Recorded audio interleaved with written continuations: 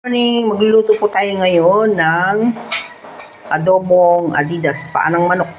Lagay na natin dito ito, malinis na. Ilagay na natin ang ating mga bawang, laurel at pamintang buo.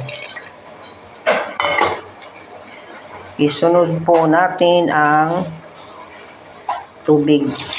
Ayan. Ang ating toyo.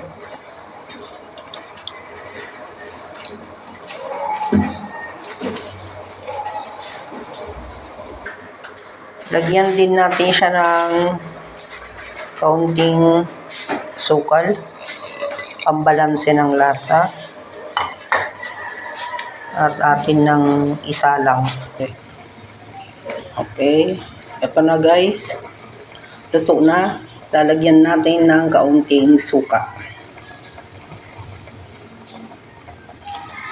Para mas masarap.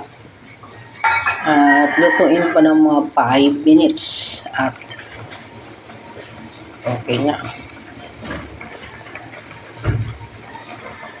Po ang ating adobong Adidas.